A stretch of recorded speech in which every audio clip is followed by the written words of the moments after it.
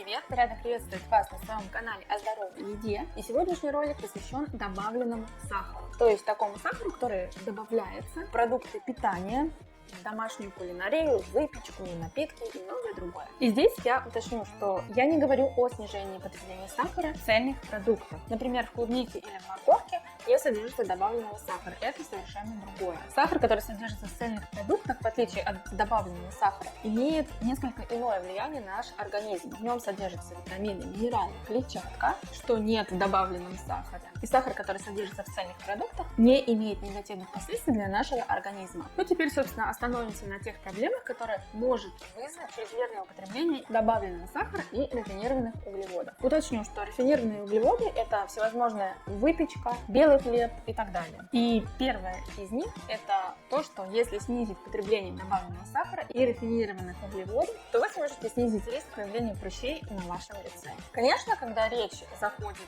о чистоте и здоровье кожи, то здесь играет множество факторов от гормонов, заболеваний кишечника и так далее. Но существуют научные исследования, которые показывают, что люди, которые употребляют больше добавленного сахара, страдают от появления прыщей и всевозможных высыпаний на коже значительно чаще. Значит ли это, что именно сахар вызывает прыщи? Нет, это просто одна из вероятностей появления прыщей на лице. И один из лучших способов выявить эту вероятность – проверить на себе, что я и сделала. Мне это значительно помогло, так как я долгое время страдала от различных высыпаний на моем лице, и мне это приносило огромный дискомфорт. В своей диете по снижению добавленного сахара и рафинированных углеводов с 80 грамм до 5 грамм в день я заметила одну особенность, что высыпания на моей коже значительно снизились. Сейчас, когда моя диета продолжается более года, угревая сыпь и высыпания на моей коже стали появляться намного реже. Так что экспериментируйте, пробуйте, это не так уж и сложно.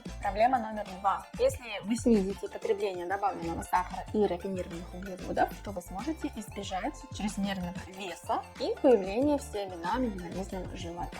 И здесь, опять же, когда речь заходит о похудении, то на этот процесс могут влиять множество различных факторов. Но все те же научные исследования показывают, что люди, которые употребляют большее количество добавленного сахара, особенно в газированных напитках, кока-кола, пепси и так далее, страдают от ожирения намного чаще. За что к доктору ходить? Мой любимый супруг, который просто обожает газированные напитки и очень часто их употребляет, получил ожидаемый результат. Появился живот. Так что если вы стараетесь похудеть, главное правило – снизьте, пожалуйста, количество употребления добавленного сахара и рафинированных углеводов, потому что в них содержится огромное количество калорий, которые и откладываются у вас на теле.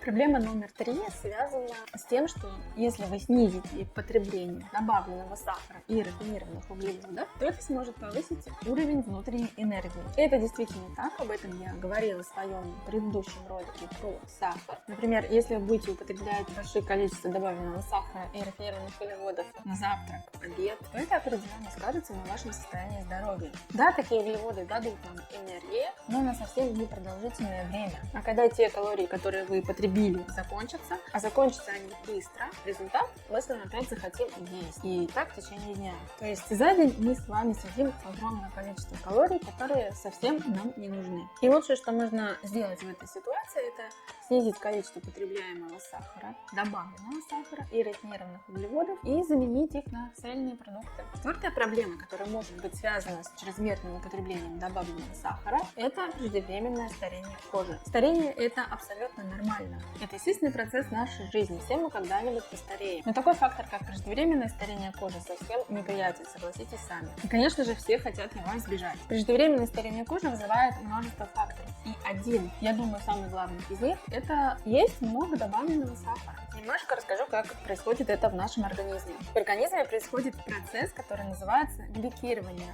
Он приводит к снижению уровня выработки коллагена, обвисанию кожи и появлению морщин. Большое количество сахара провоцирует процесс гликирования в нашем организме. Соответственно, провисание кожи и морщины появляются намного быстрее. Но чтобы избежать преждевременного старения кожи, ты, конечно же, знаешь, что делать. Снижать потребление добавленного сахара и рафинированных углеводов. Ну и 5 Пятая проблема, которую можно избежать, если снизить потребление добавленного сахара и рафинированных углеводов, это снижение риска появления диабета второго типа. Диабет – это очень сложное заболевание, которое зависит от многих вещей. Вашего образа жизни, уровня стресса, диеты, которой вы придерживаетесь. И, конечно же, генетики, так как диабет передается по наследству. Но что же наука в исследовании такого заболевания, как диабет, говорит о сахаре и его употреблении? На самом деле, в настоящее время наука не связывает сахар с причиной развития диабета второго типа. Но существует предположение, что у людей, которые больше употребляют добавленный сахар, существует повышенный риск развития диабета второго типа. Так что, если вы страдаете данным заболеванием или входите в группу риска, то вам неплохо бы, конечно же, снизить потребление добавленного сахара в первую очередь. Вот, собственно, и все. Я озвучила вам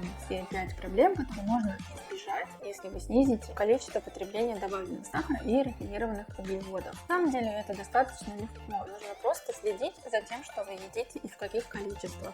И еще раз напомню, что сахар сам по себе не вреден. Вредно его чрезмерное употребление. Так что следите за собой и своим здоровьем. А у меня все. Всем пока и до новых встреч.